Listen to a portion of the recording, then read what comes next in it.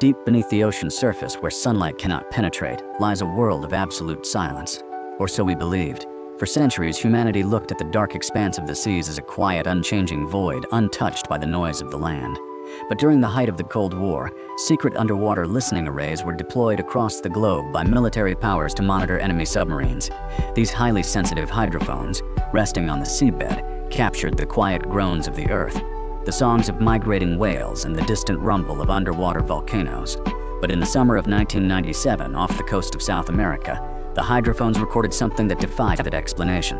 It was a sound so powerful, so deep, and so organic that it immediately triggered a wave of curiosity and fear. The anomaly was captured on multiple sensors spanning a distance of over 5,000 kilometers.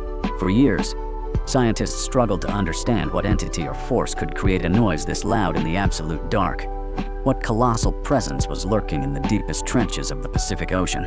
What colossally loud entity or force could generate a low-frequency sound powerful enough to travel 5,000 kilometers through the pitch-black Pacific Ocean abyss? On a quiet morning in 1997, an array of deep ocean hydrophones captured a sound so loud, so deep, and so organic that it sent shivers through the scientific community. The detection was not a single, isolated blip. It was a sustained, low-frequency rumble that lasted for over a minute, beginning as a deep hum before rising in frequency. This distinctive rising tone, resembling a biological call, was recorded by multiple listening stations thousands of miles apart. Oceanographers and military analysts were baffled. The sound was too loud to be a submarine, too organic to be an earthquake, and far too powerful to belong to any known animal. It raised a central dramatic question that would haunt researchers for a decade. What was the source of this massive acoustic wave? Was it a geological force of the Earth, or was there a colossal, undiscovered creature living in the deep ocean? The mysterious sound was not just a passing curiosity.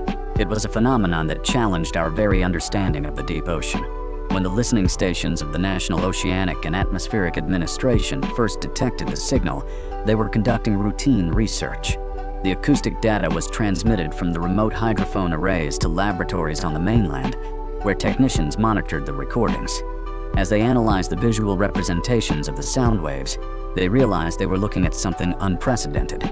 The signal had a unique frequency profile, starting low and then sweeping upward in a manner that closely mirrored the vocalizations of marine mammals. Yet, the energy required to project this sound across such a vast expanse of water was staggering. It was far beyond the capability of any known technology or biological organism.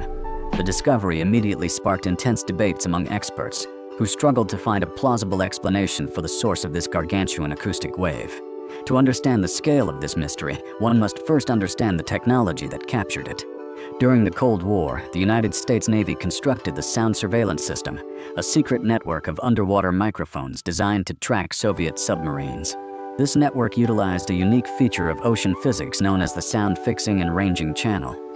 In this channel, which lies between 600 and 1,200 meters below the surface, the speed of sound is at its absolute minimum. This minimum is created by the delicate balance of temperature, which decreases with depth, and water pressure, which increases.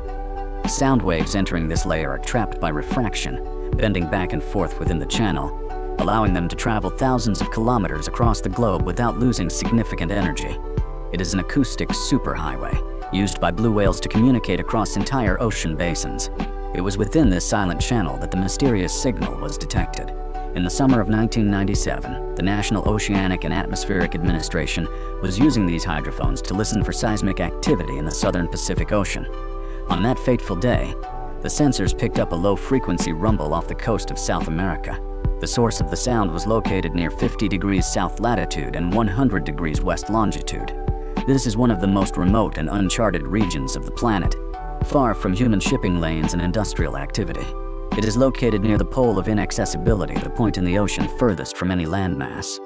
The hydrophones recorded the sound traveling at a speed of approximately 1,500 meters per second through the cold water. The acoustic waves were so powerful that they registered on multiple listening posts separated by vast distances.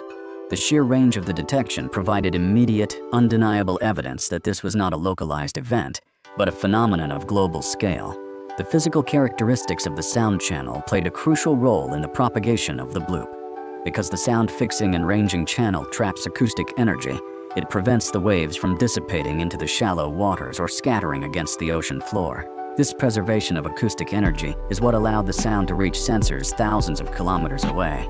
However, even with this natural amplification, the initial power of the sound had to be colossal. Scientists began to calculate the acoustic source level, attempting to estimate how loud the sound must have been at its point of origin. Their calculations suggested a source level that seemed physically impossible for any biological organism. The sheer physics of the channel, while explaining how the sound traveled so far, only deepened the mystery of how such an enormous amount of acoustic energy was generated in the first place. But then, the mystery took a shocking and controversial turn as biologists began to analyze the acoustic profile of the sound. When the original low-frequency recording was played back at 16 times its normal speed, it sounded like a wet biological chirp. This organic quality led researchers to nickname the sound the bloop. The news spread quickly, capturing the public imagination. People began to wonder if a giant undiscovered sea monster was lurking in the abyss. To put the scale of the sound in perspective, the blue whale is the largest animal ever known to exist on Earth. A blue whale can generate a song reaching 180 decibels, which is loud enough to rupture human eardrums. Yet, the bloop was detected by hydrophones 5,000 kilometers apart. For a living creature to project a sound that far, it would have to be many times louder and larger than a blue whale. The idea of a gargantuan biological source seemed absurd, yet the mathematical evidence was undeniable. Scientists calculated that the source of the bloop had to be significantly louder than any known animal sound, possibly exceeding 230 decibels. This logarithmic scale meant that the source was millions of times more powerful than a blue whale. Cryptozoologists speculated about the existence of a giant squid, far larger than the colossal squid, or a surviving prehistoric reptile like the megalodon. The mystery deepened when readers of weird fiction pointed out that the coordinates of the bloop were only a few hundred kilometers from the fictional sunken city of R'lyeh, described by author Howard Phillips Lovecraft as the resting place of Cthulhu. Was it possible that a colossal biological entity was waking up in the deep ocean, or was there a fundamental physical law we were misunderstanding? The comparison to the sperm whale also highlighted the sheer power of the bloop. A sperm whale can generate short clicks reaching 230 decibels, which are used for echolocation to stun prey in the darkness of the deep sea. However, these clicks are incredibly brief, lasting only a fraction of a second. The bloop, by contrast, was a sustained rumble that lasted for over a minute. Generating a continuous sound at that decibel level requires a constant, massive output of energy that is vastly different from a short click. If the bloop was biological, the creature would need an organ of enormous size to produce such a sustained low-frequency sound without destroying its own internal structures. The biological hypothesis forced scientists to contemplate the existence of an organism of such colossal proportions that it challenged the known limits of biology and physical scaling laws. This biological hypothesis created a fierce scientific conflict that divided researchers for years. Biologists and physicists pointed out a fundamental paradox. No muscle tissue, biological chamber, or vocal cord in nature could physically contract with enough force to emit a low-frequency sound of that magnitude. The energy required to project a sound of 230 decibels underwater is so immense that it would collapse the lungs and boil the muscle tissue of any living organism.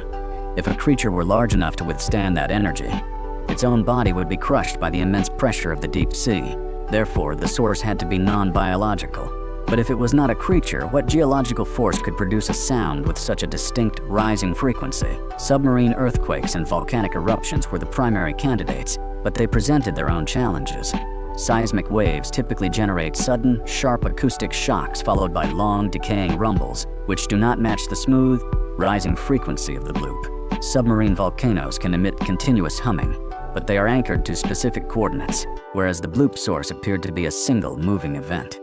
Skeptics argued that the academic community was ignoring the evidence of a giant biological entity simply because it did not fit current scientific paradigms. The debate remained deadlocked for nearly a decade, with researchers unable to find a definitive answer. The ocean seemed determined to guard its secret, keeping the scientific community in a state of constant speculation and disagreement. The controversy was further fueled by the limitations of the hydrophone database at the time. In 1997, the National Oceanic and Atmospheric Administration had only recently begun to systematically catalog the acoustic signals of the southern oceans.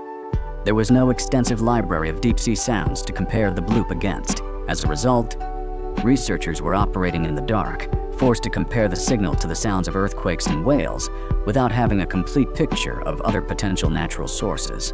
This lack of comparative data allowed both biological and geological theories to survive without definitive proof. The scientific community was split, with some researchers arguing that the bloop represented a completely new class of geophysical events, while others remained convinced that it was evidence of an unknown form of marine life hiding in the deep ocean. The breakthrough finally came in the mid-2000s, when the National Oceanic and Atmospheric Administration deployed new hydrophone arrays closer to Antarctica. Scientists were studying the acoustic signals generated by the movement of the southern polar ice sheet. As they monitored the ice, they began to record sounds that matched the acoustic profile of the bloop in every detail. The mystery was solved. The bloop was not the call of a mythical sea monster, but the sound of a cryoseism, commonly known as an icequake. When massive glaciers and icebergs fracture and crack in the warming waters, they release immense energy. The cracking of a single iceberg, miles wide, produces a colossal acoustic wave that travels through the sound-fixing and ranging channel, mimicking the organic rising frequency of a biological call. The reason the sound had fooled the world was due to the speed-up effect.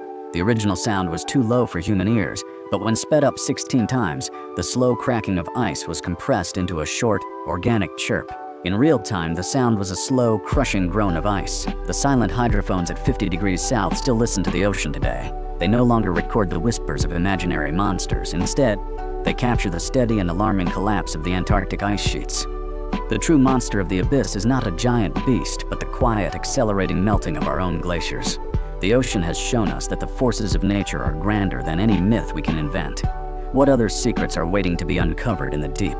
Share your thoughts below, and subscribe to join us as we continue to explore the unexplained mysteries of the world. The resolution of the bloop mystery highlighted the power of acoustic monitoring in understanding the global environment.